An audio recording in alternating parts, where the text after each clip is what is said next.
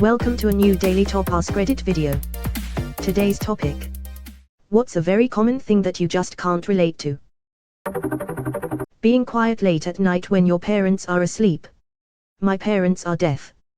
Would you quit waving your arms? I have a headache. Gives middle finger. You watch your fucking hands, young man. I'm an office worker. I like my job and co-workers. So you're the asshole. What a Toby.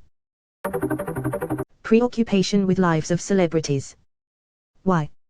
Why do people read about it or want to know what someone did today? Because people live through them. They feel like they're living those luxurious lives by proxy. It's kinda same as rooting for a fictional character you're watching / reading. Only difference is the celebrities are actual human beings. https://wiki/parasocial_interaction. Viewers or listeners come to feel and consider media personalities almost as friends. PSI is described as an illusionary experience, such that media audiences interact with personas, for example, talk show host, celebrities, characters, social media influencers, as if they are engaged in a reciprocal relationship with them. Fighting /yelling /hostility in relationships with my significant other. It could very well stem from my childhood, I guess. It's not to say we don't have disagreements or the relationship is flawless, but obstacles always have been resolved without much issue. Fortunately, this held true with all of my romantic relationships. I've always lived by the saying conflict is inevitable, fighting is optional. My God, yes. People all around me think that's normal or even desirable, and I'm horrified when I see them screaming at each other and saying stuff designed to hurt the other person. Yeah. I don't get it either. How can you feel the need to hurt the person you supposedly care for, just to get a point across? Words can be devastating and they can't be retracted. Running a brush through my hair. I have very curly hair, so only finger brush it when it's wet, which isn't often. Seeing people grab a brush and run it through their hair when they've been in the wind or just to freshen up. I wish. I have to brush it in the shower because it's just too curly and thick to do anything with. My sister, whose hair like her father's and would never understand the struggle, grabbed a round hairbrush one day and thought it would be funny to put it in my hair. It got stuck and I just sat there and cried.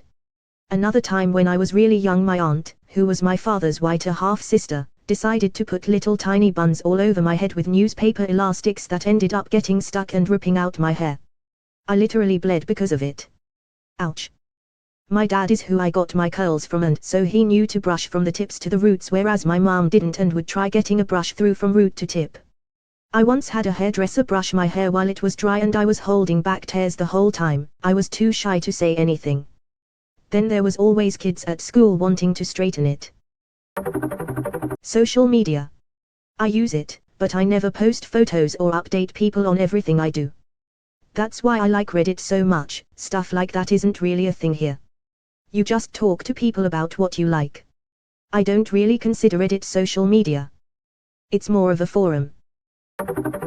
I went to a Big Ten college. I swear everyone was having the time of their life but me. I couldn't wait to graduate. Me too. I couldn't afford a football ticket and didn't major in anything I couldn't have at a school closer to home. Oh well. Exactly.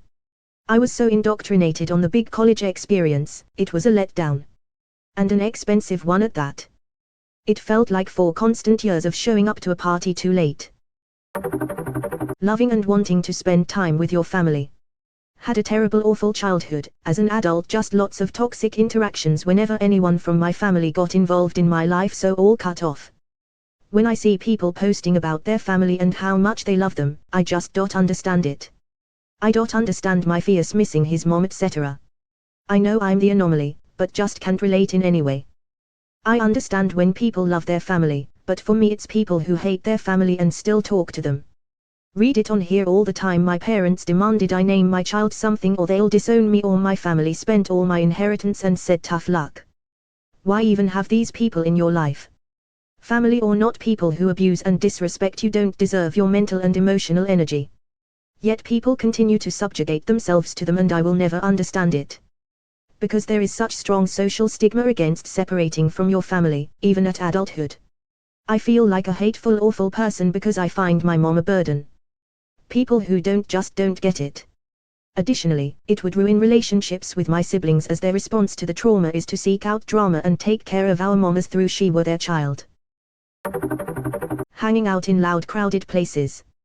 Give me a place where you can actually have a conversation and elbow room. I like large parties.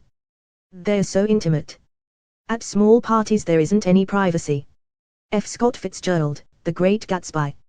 He's actually got a point. If a party is big enough no one cares and you can have one-on-one time with guests.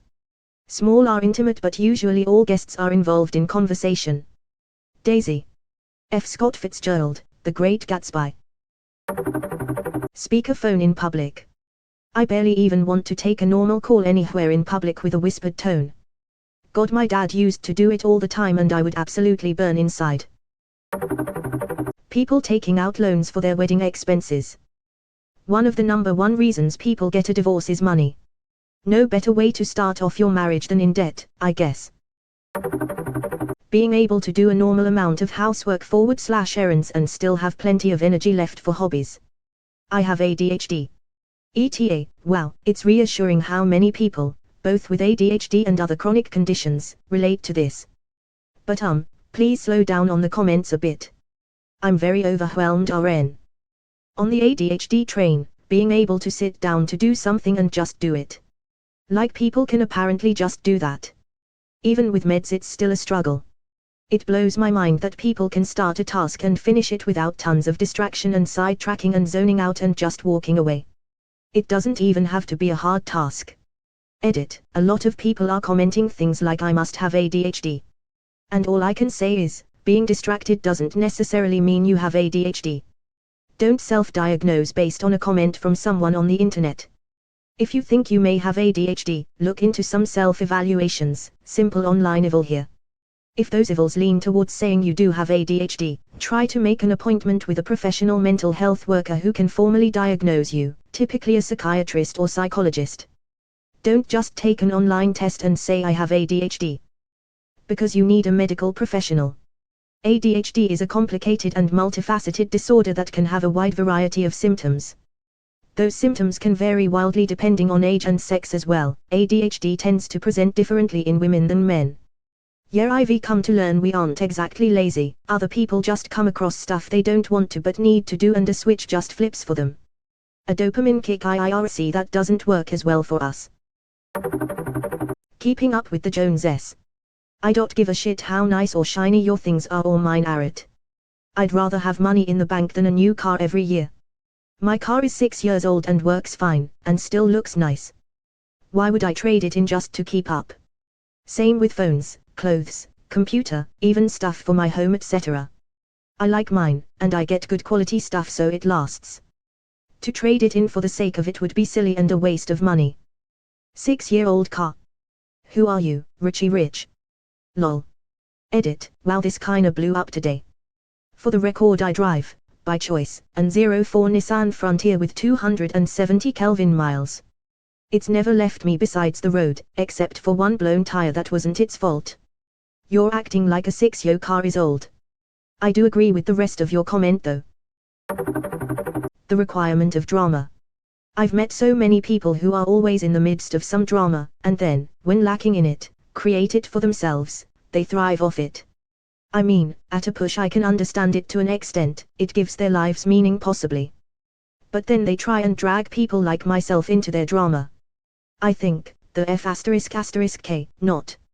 As a former drama queen, I can say that I didn't want the drama, but unfortunately, I was perceiving everything around me as being dramatic, and most often than not, as being a sort of attack on me. And since my mechanism to regulate my emotions was flawed, I was getting very worked up and caught up in emotional storms where I was lashing out, plotting revenge and so on. So embarrassing to look back at it all now. What was your way out of it? Having what is considered a normal social life. I have the social desires of a sim.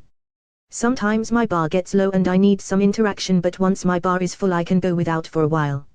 My Sims were always tired after work and would get up late at night when nobody wanted to hang out, so they stayed alone. That's more realistic than I'd like to admit. Hating your wife, at least it's common where I live. My wife is amazing and we make each other better. Edit, mandatory thank you for the awards. To answer some common questions, my wife and I have been married for nearly 5 years, we have hit the post-honeymoon phase, and we're both American. The all ball and chain. Am I right? Asterisk wink asterisk asterisk elbow asterisk elbow asterisk nudge asterisk. Everyone has a miserable marriage like mine, right? I was very blunt about having zero patience for that routine after I proposed to my wife. It was astonishing how many people were shocked or offended that I didn't find it funny. Horrible guys, have a rough day at the factory, come home, tuna casserole. And just start swinging.